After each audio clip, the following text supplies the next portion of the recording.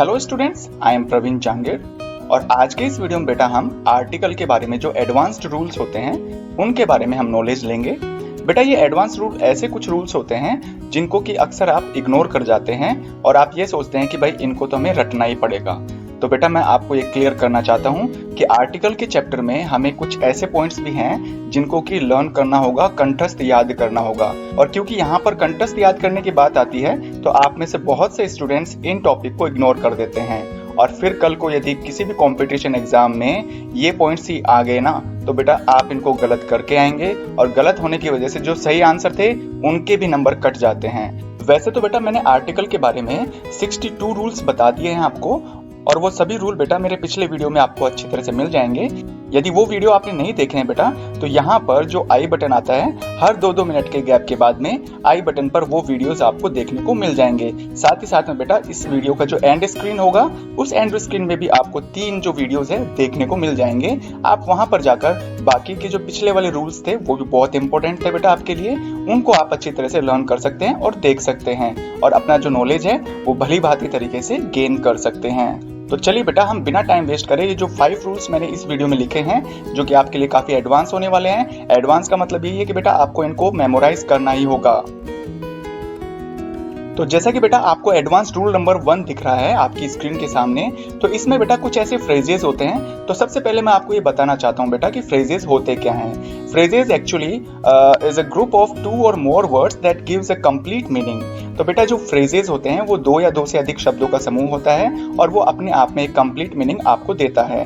तो यहाँ पर जो फ्रेज की बात कर रहा हूँ ना तो बेटा उस फ्रेज का कंस्ट्रक्शन कुछ इस तरह से होगा कि सबसे पहले हैव आएगा, उसके बाद में ए या एन आवश्यकता अनुसार और नियमानुसार लिखा जाएगा और उसके बाद में बेटा नाउन आएगा।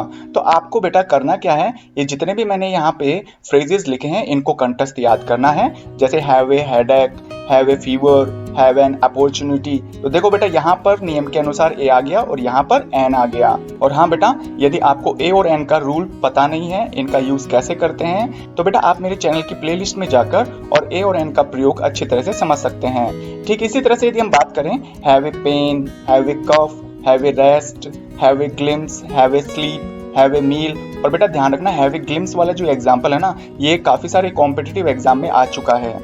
Have a swim, have an interest, have a good day, have a beer, have a shower, have a shave, have a dream, have a try, have a conversation। तो बेटा ये सारे जितने भी एग्जाम्पल बोल रहे हैं ना मैंने आपको, ये सारे के सारे बेटा इस कंस्ट्रक्शन को फॉलो करते हैं, have plus a an plus noun. ठीक इसी तरह से बेटा एडवांस्ड रूल नंबर 2 भी फ्रेज के बारे में ही है, इनको भी आपको कंठस्थ याद करना ही होगा बेटा। मैं आपको बोल के बता देता हूँ। In a temper, in a mood, in a nutshell, a short while ago, in a hurry, in a race, in a dilemma, as a matter of fact, catch a cold, for the time being, keep to the left, keep to the right, in the wrong, speak the truth, by the way, all the way, at the moment। बेहतर आपके लिए यही होगा कि ये जितने भी मैंने एग्जाम्पल लिखे हैं फ्रेजेस के, इनकी यदि आप हिंदी भी याद कर लो ना तो आपके लिए बहुत ही बेस्ट काम हो जाएगा बेटा। आप कोशिश करिएगा कि डिक्शनरी का यूज करें और इनकी हिंदी मीनिंग आप जानने की कोशिश करें बेटा। और आजकल तो आपको पता है कि जो डिक्शनरीज हैं वो ऐप के रूप में आपके मोबाइल में रहती है हमेशा। ठीक एडवांस रूल नंबर 3 हमें ये कहता है कि बेटा पार्ट्स ऑफ डेज के जो नेम होते हैं ना, दिनों के भागों के नाम जो होते हैं, उनसे पहले भी बेटा आपको किसी भी आर्टिकल का प्रयोग नहीं करना है। जैसे at dawn, at sunrise, at sunset, at noon, at night, at midnight, at dusk, before night, before day. तो बेटा ये कुछ ऐसे पार्ट्स ऑफ डेज के नाम थे जिनसे पहले आपको किसी भी आर्टिकल का प्रयोग नहीं करना है। लेकिन एक चीज हमेशा ध्यान रखनी है बेटा आपको कि पार्ट्स ऑफ डे से पहले यदि इन या ड्यूरिंग आए तो आपको बेटा इनसे पहले दे लगाना होगा। जैसे एग्जाम्पल के रूप में देखें तो in the morning, in the evening, during the evening, during the night. ये कुछ ऐसे एग्जाम्पल्स थे बेटा जिनसे पहले इन और ड्यूरिंग का प्रयोग हुआ है और इनसे पहले बेटा हमने क्या किया, दे का यूज किया है।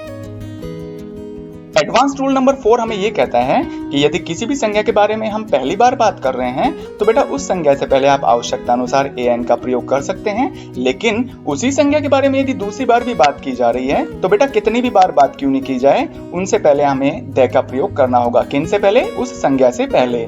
एग्जाम्पल के रूप में यदि हम देखें तो फर्स्ट एग्जाम्पल है बेटा जो कि आपने काफी स्टोरीज में सुना होगा, ये once there was a crow the crow was very thirsty. तो बेटा देखो ये क्रो है, उसके बारे में पहली बार बात की गई है इस पहले सेंटेंस में, तो मैंने इससे पहले ए का यूज किया है, लेकिन इस क्रो शब्द का इस्तेमाल मैंने दूसरे सेंटेंस में भी कर लिया है, इसलिए बेटा इस क्रो से पहले यानी दूसरे जो सेंटेंस में आने वाला क्रो है उससे पहले मैंने द का प्रयोग किया है। और आप मुझे बताइए बेटा कि सेकंड एग्जांपल जो है वो गलत क्यों है।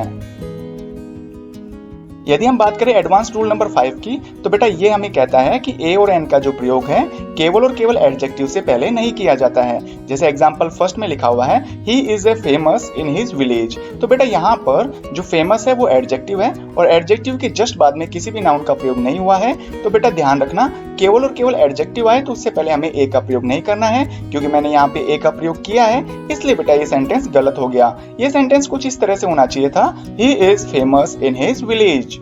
तो इस तरह से बेटा हमारा जो आर्टिकल वाला टॉपिक है ना, अब कहीं जाकर पूरा हुआ है। पहले मैंने आपको 62 रूल्स बता दिए थे और 5 रूल ये भी जोड़ दें तो बेटा टोटल मिला के 67 रूल्स होते हैं आर्टिकल के बारे में, उनको आप अच्छी तरह से पढ़ना। अब हम ऐसा करेंगे कि ये आर्टिकल वाला टॉपिक तो कंप्लीट हो गया, अब इसको और अच्छी तरह से मेमोराइज करने के लिए आगे आने वाले जो 1 या 2 वीडियो होंगे वो इसकी एक्सरसाइज पे बेस्ड होंगे और कॉम्पिटिटिव एग्जामिनेशन में जो आर्टिकल के बारे में एरर्स वगैरह पूछे जाते हैं उनसे रिलेटेड ही हम एग्जाम्पल सॉल्व करेंगे। तो बेटा यदि आपको वीडियो अच्छा लगा है तो इसे लाइक करिए, अपने फ्रेंड्स में इसको शेयर करना न भूलिए। यदि आप चाहते हैं इसी तरह के वीडियोस के नोटिफिकेशन सबसे पहले आपकी स्क्रीन पर आए तो बेटा आप मेरा चैनल सब्सक्राइब कर सकते हैं। And thank you for watching my video.